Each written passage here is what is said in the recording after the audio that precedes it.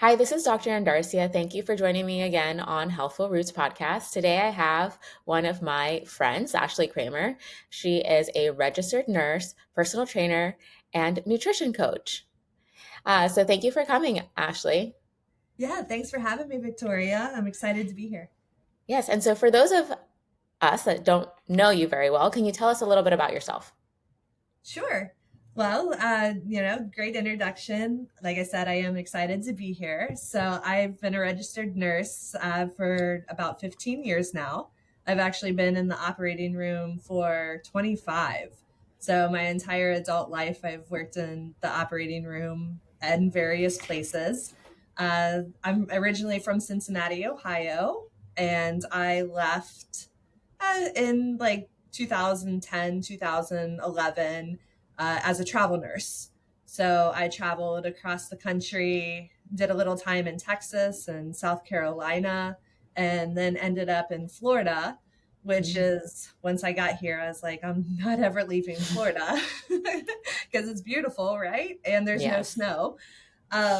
So I put down some roots over on the east coast of Florida, and I ended up meeting my husband, who ironically is also from Cincinnati. So we kind of initially bonded over being from the Midwest and being Bearcats. And, our relationship progressed. We got married about 5 years ago. And then 4 years ago, we made the transition over to the west coast of Florida. Well, thank you for sharing that. One of the reasons that I wanted you to come today was for a couple things that we'll get into, but one of them was how you have been navigating some hormonal imbalances. And I just wanted you to share what your experiences have been like and what symptoms have been the most difficult for you to navigate.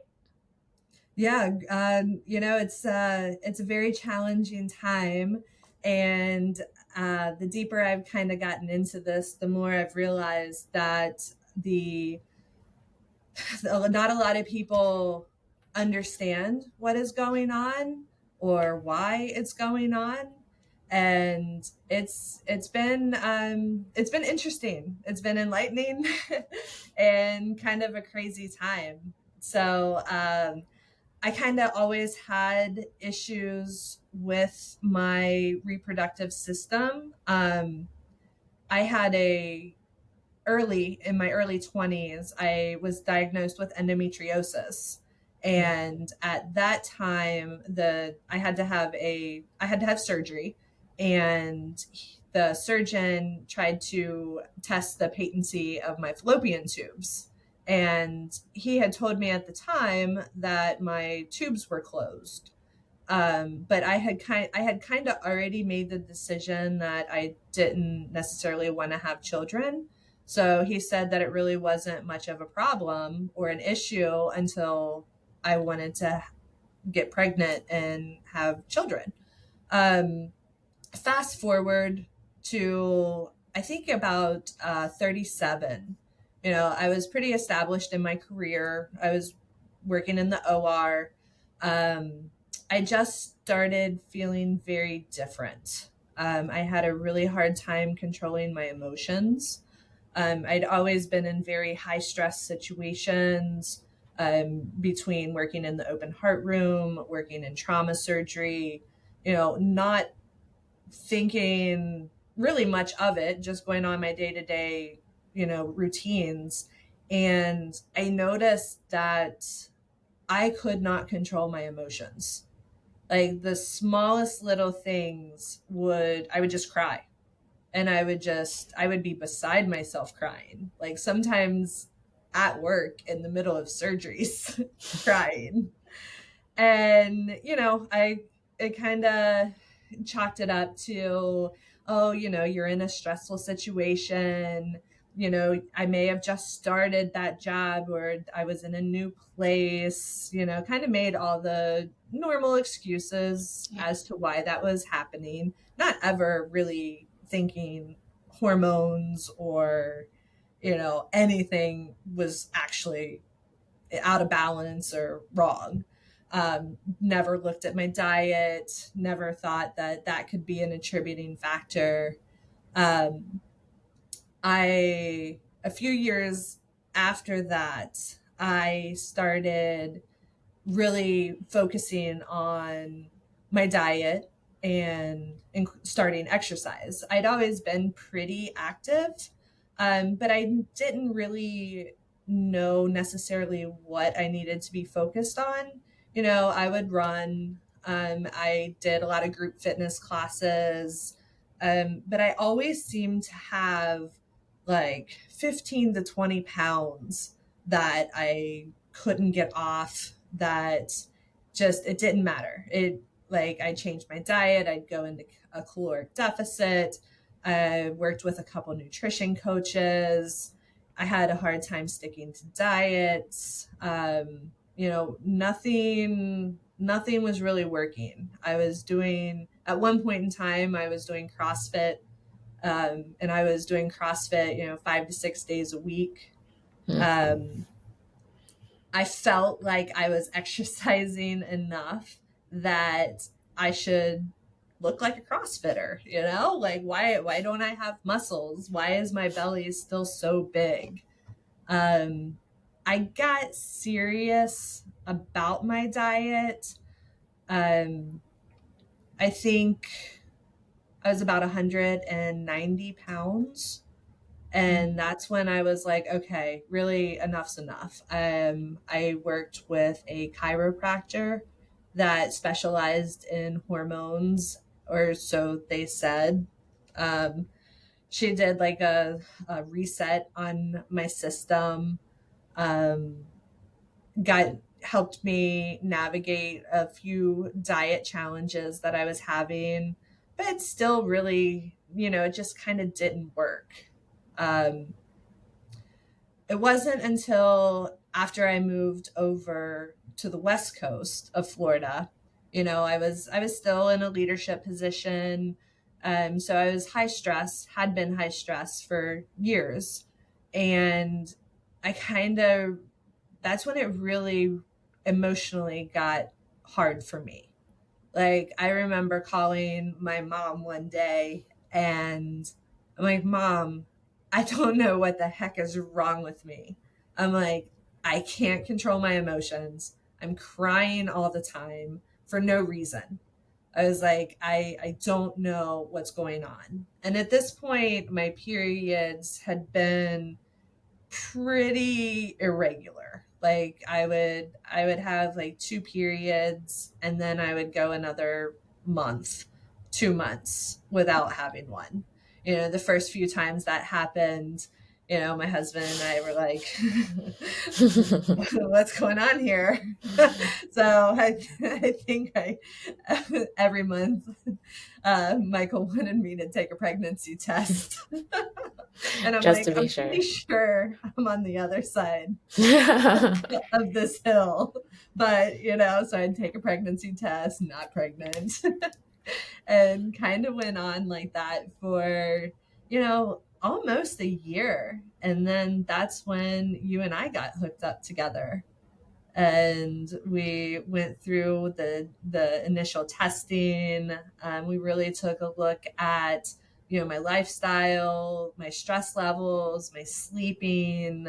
you know it was I could tell you I could go into a lot more depth on that, but once you and I started working together, I finally felt relief that I had someone that I could talk to about this, and someone that was knowledgeable enough to actually help me and navigate how this is it it's been called like the years of chaos or the times of chaos, and 1000% agree with that.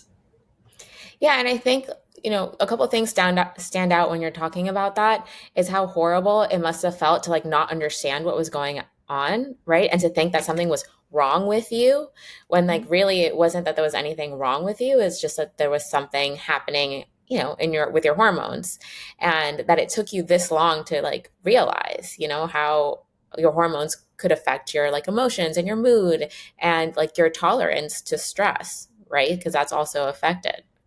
Absolutely. I the when it got at the worst point, right? This was probably 3 or 4 months before you and I started working together. I had I had gone to my GYN and I was presenting my symptoms and I was telling her how I was feeling, the weight gain, the constant fatigue, the emotional roller coasters. And she told me to go seek emergency mental health treatment. Oh, wow. Yeah. So I got really, really discouraged. And I think that was the first time that my eyes really got opened to the kind of how our healthcare system traditionally is. And that's what really, really prompted me to look outside of that standard Western medicine. That I mean, I'm a nurse. I work in surgery. That's that's who we go to. Yeah. And that's when I really started looking and was pretty desperate, honestly. Yeah. Yeah, well, I'm glad that you found me and that it helped. So, Yeah. yeah, and one of you had like a lot of the things that we talk about or that I talk about with my patients, but you kept saying that you had to change your diet. So, can you get into like a little bit about like what you mean? Like, how did you have to change your diet? And that you are a nutritionist now, so I'm sure that part of that was your journey, right? How you got into it. Absolutely. Absolutely. Um, when I was not brought up in a household that was focused on healthy eating. It was more convenience. I don't want to say that we like ate out all the time because we didn't. Our meals were for the most part home cooked, but what we were cooking wasn't necessarily a healthy option. I mean, Mm. I grew up thinking that potatoes were, a standard vegetable and that was your vegetable intake. And um, it wasn't until like I really had to take a look and be really real with myself because as I had worked with all of these people in the past, I had to it was more of a mindset shift because while I thought that I was eating healthy, was I? And was I that consistent? I did have a lot of issues with like binge eating. I had binge eating problems when I was younger. Um, so I had to really, be crystal clear with myself and open to kind of taking accountability for what I was eating and if I really was following what was recommended to me. Um, I worked about a year and a half ago. Once you and I kind of got everything regulated emotionally and hormone wise, I did see a significant weight loss. Mm. Like a lot of that belly fat that I had been holding on to kind of went away. So I was like, oh, this is awesome. you know so that's when I started working with a nutrition coach, and I picked the nutrition coach that I worked with because he was more of he was more of a mindset coach. He was Hmm. more of a mindset with a side of weight loss coach. um so he really helped me look at why I wasn't able to like stick to necessarily like a traditional what people think is a diet. I mean, Hmm. now I know that it's just a healthy lifestyle and it's just a healthy way of eating. Whereas, years ago I would have thought, oh my gosh, I'm on a diet. You know, Yep. really making that shift to looking as food as fuel for my body and trying to separate from the emotional comfort that I thought I was getting from food. Um, that was a really big change for me. And once I was able to kind of get my mindset around that, then I started seeing a lot of like body composition changes. I did start sleeping even better than I was. I felt more energized. Um, I just felt so much better. And that's when I really kind of realized that, wow, someone's diet really, really does play a factor into so many things. Like, it doesn't matter how much you work out and how much exercise you do. It really comes down to what you're putting in that body to, to either see results or to hit those performance goals that you're setting. Yeah, that's great. And my favorite quote from what you just said was, I mean, he basically reframed like this whole diet culture, right? That doesn't work because it feels restrictive. But if you reframed that, which is what you guys did, into like, I need this fuel to do these things that I want to do, it's just more positive. It sounds nicer. Oh, absolutely. Absolutely. And it's a big change because, a lot of myself included, a lot of people, as soon as you say you can't do something or you can't have something, then that's all you think about. Yeah. It's like I tell you, don't think of a green elephant, and all you're going to do is think of a green elephant. Yeah. So, I would probably have considered myself like a yo-yo dieter in the past. Hmm. Tried the low carb, tried Atkins, tried the, paleo, Yeah. whatever diet was out there. Yeah, I tried it. Um, and I mean, I think at one point in time I was on like a fruit smoothie or just a Oh, wow. smoothie diet. And once I really, I mean, it took a hot minute to really like develop what was sustainable for me, Hmm. but once I was able to do that, I was like, well, I'm just eating whole foods. Like, I'm really, this is what a healthy lifestyle is. I'm not on a diet. Like, Yep. it was a big change, big pivot point for me. And how long did you work with him? 6 months. Okay. I mean, so just I want people to know that those changes don't happen like overnight.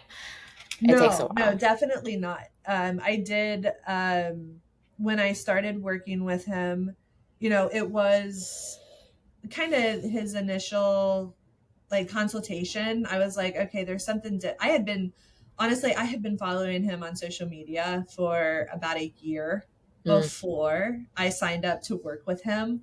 So and he'd message me every once in a while, kind of checking in and, trying to recruit me to work with him. And he actually made us like a social media post one day, and it said, if you woke up at your goal weight tomorrow, would you be happy?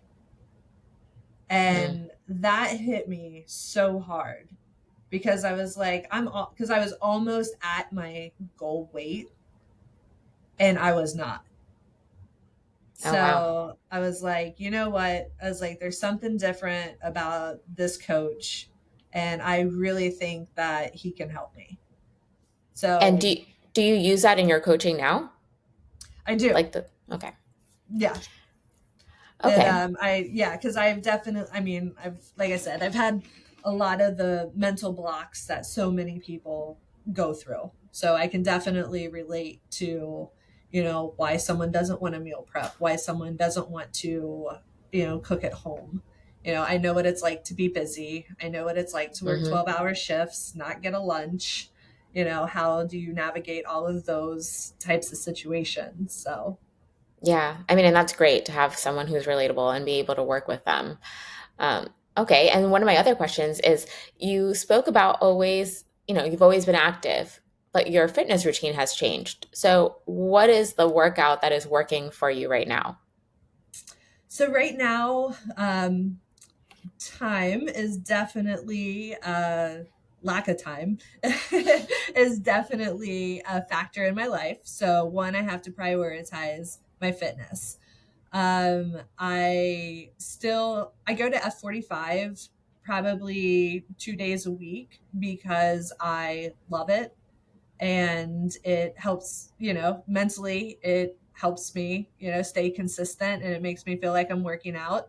But I've also started strength training, probably 2 to 3 days a week as well. Okay. And how did you see any changes? Because I know you mostly did F45 at one Mhm. point. Have you seen any changes with adding that strength training? I definitely feel, honestly, I feel stronger. I feel like I have put on like more muscle or gained more strength. I haven't gotten bigger or, you know, um, I haven't bulked up Yeah. from strength training at all. Um, but it was, I'm still kind of fully transitioning because I mean, I'll be honest, I love F45 so much that I Hmm. just don't want to give it up yet. But I know that, I do still listen to science, and it tells me that strength training is good for bone density.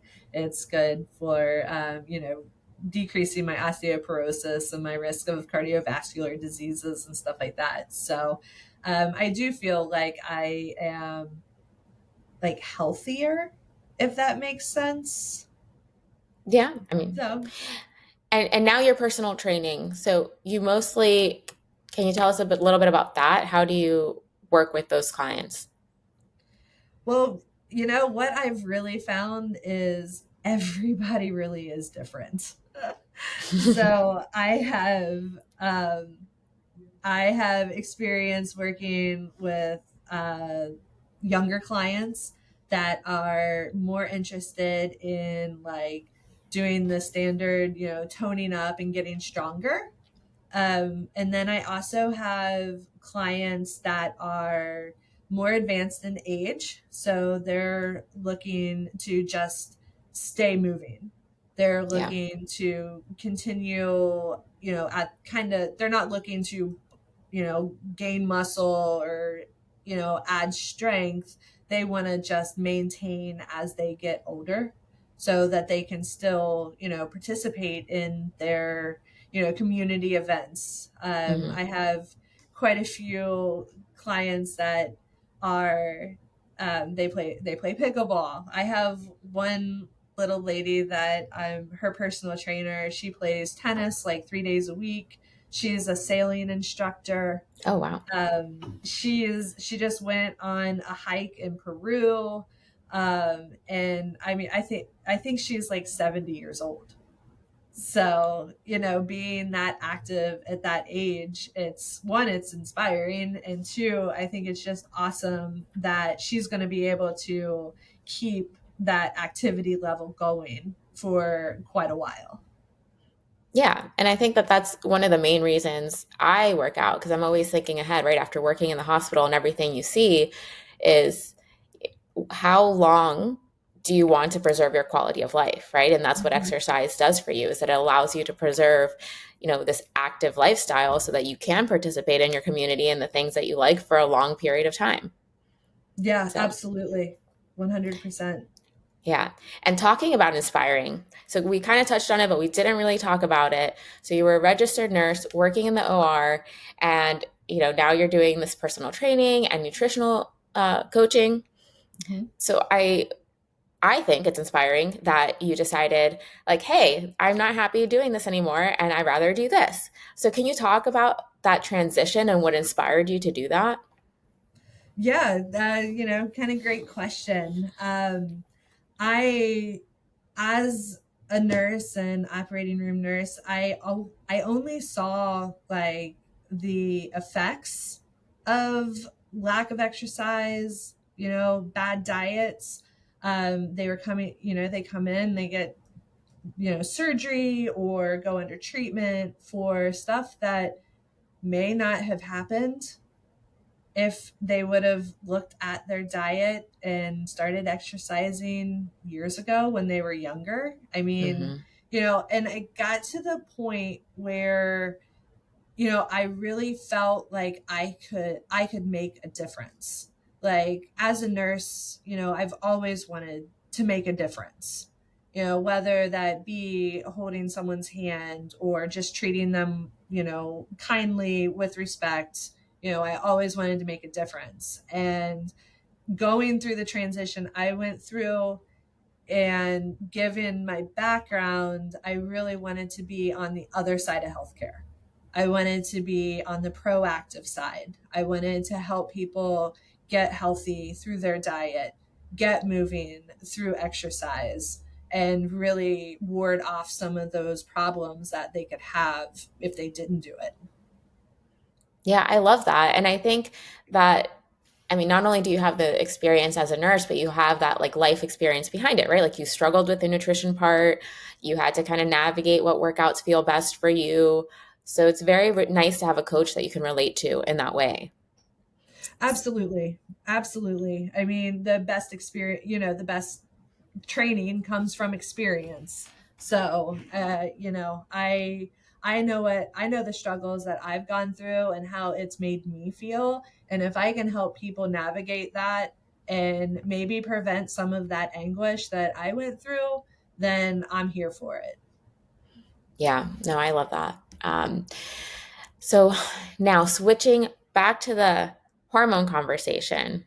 Okay, what do you think is missing in the current conversation around perimenopause or women's health in general?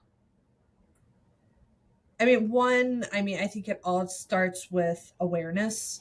I think that it has been very stereotypical of society, not just the healthcare society, but just society in general, to label women as basket cases or having, oh, they're weak, they're having problems regulating their emotions.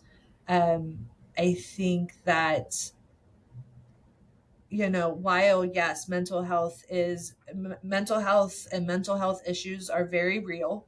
I'm not Hmm. saying that they're not, but a lot of times, just taking a look at the hormones and how powerful they really are, like, I think that's what's really missing is awareness and that drive to really figure it out.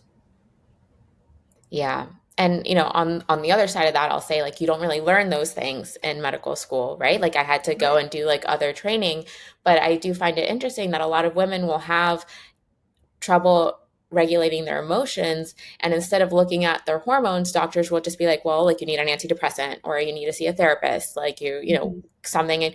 And that might be true, but it might not be like the only piece to what's going on, and you can definitely improve things by addressing the hormones.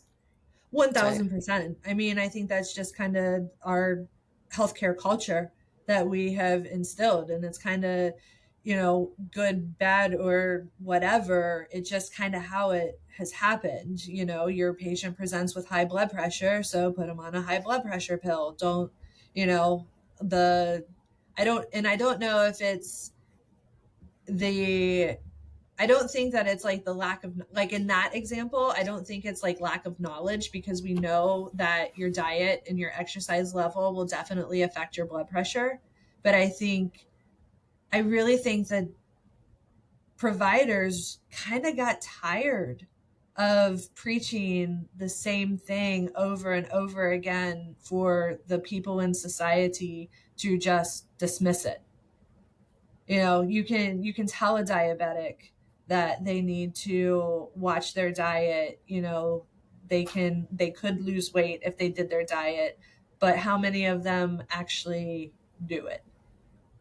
I mean, that's true. And you only have like 15, 10 minutes with each patient. And I don't think that you can truly, like, what does that mean, right? Like, to Right. change your diet, what does that mean? Right. I think like the healthcare system you have to have nutritionists and you have to have coaches because, like you experienced and like you just shared, like the diet piece, it's more than just like what people are eating. They might think they're eating healthy and not be eating healthy, or they might be eating to cope with something that's going on, right? Because that's how they Hmm. regulate themselves. So I think it's just there's so much involved in just saying to someone like you need to eat healthier. What does that mean? Absolutely, absolutely. And you're right, they don't have the time. I mean, I know I've gone to the doctor and it's like they're walking out the door and it's like, hold on, wait. Like, I wasn't done yet. Like, did we even Yeah. finish the symptoms that I was talking about? You're already gone. Yeah. So, Okay. and we can discuss those issues all day long. Oh, yeah. But Yeah, I you could know, rant about it for a while, but exactly. yeah, But but yeah, that's why we're here now. right, exactly. And Yeah. getting back to the hormone stuff, I do think that being able to find that provider that will take the time, that does make it a priority, that does make sure the patient is seen. I don't know how many social media groups that I'm on, and a lot of them are around perimenopause, and you know um, it's I went to my OBGYN today and they told me to go on an antidepressant. They're like, I feel even more hopeless than I did before I went to see the doctor. And my first response, find a functional medicine doctor. you know Yeah. or just keep looking, because they're doctors like you are out there. So I mean, you're Yeah. obviously my favorite, so. Oh, well, thank you. Yeah, and I wish I could like shut off, but like when people tell me like this is going on, I will think about it like incessantly until like I can try to find a solution. Um, So, because you don't want to dismiss, I don't want to dismiss people's symptoms, but like people Right. are getting dismissed all the time. And so I agree with you. One of my pieces of advice would be like, if you feel like you're not being heard, you have to find someone who will listen because there Mhm. obviously is something going on. So I agree with you on that. And I want our listeners to get an idea of what it would be like to work with you. Mhm. So are your packages like separate? Like, are you doing like personal training or nutrition, or is it kind of combined? How are you doing that now? Right now they're separate. I have my personal training and I have nutrition coaching. Um, I do offer packages where we can combine the two. A lot of it depends on whether it's in person or Mhm. remotely, because both options are available. As far as the personal training side, I kind of do an initial assessment, whether that be virtually or in person. Ideal right now, my clients are all in person, but just taking a look at how they move, where weaknesses are, and then kind of developing a plan that's going to fit what goals they have and how we can reach those. Nutrition's kind of the same way. Everything is so diverse depending on what the person actually needs, because no two people are alike. I don't have, or I don't want to have like a cookie cutter, here's your standard diet plan, follow it, count your macros. Yeah. So I really take the time to listen to where the person is currently. What does their current activity level look like? What does the current diet look like? What's their home life? Who does the cooking? Who does the grocery shopping? What do they have control over? What their kind of beliefs are, how they would kind of rank where they are on the health scale if they're eating healthy. Because again, it varies so much on Mhm. what people think are healthy or is healthy, or and what's not, you know. Um, and then really, really working with them, like, what do you want to accomplish? Yeah. And helping them set realistic but achievable goals. You know, yeah, do we all want to lose weight? Of course. you know, um, that's, as a personal trainer, everyone says, well, I just want to tone up. I just want Yeah. to, you know, I just want to look better. I want to lose some weight. And it's like, okay, well, here's what we need to do. And what are you judging that by? What does what does it look to be ideal for you? Hmm. You not look at whatever supermodel is trending right now, or what society views as good looking or a good body. what Right. do you want to achieve? And And, what's healthy? and what's healthy and what works best for your body. So Yeah. really, yeah, just really taking the time and getting to know them and knowing how we can kind of connect the dots from point where they currently are to where they want to be. Yeah, and I think that's important. I wish I could also just make like plans and protocols. But like you Hmm. said, everyone is like so different and you really have to address that. So it's great that you're doing that. And for the listeners who wanted to reach out and learn more about what you're doing and where you're doing it, how would they do that? So I am working out of Tideline Sports Performance. So we're located in Bradenton. You can find us on Instagram at Tideline Sports Performance, Facebook. Um, go to our website, and I'm kind of part-time office manager and as well as personal trainer and nutrition coach. So I man the phone lines, I man the emails. So that's how you get me. Yeah. So you're wearing many hats right now. Okay. So I'll put all of that in the show notes so that people can get in touch with you because I think that what you're doing is super exciting. And I really want to thank you for coming on today and sharing your story and being like so openly honest about it as well. Yeah, thank you. Thanks for the invite, and I've had a lot of fun. Yeah. Well, thanks. Okay. Thanks.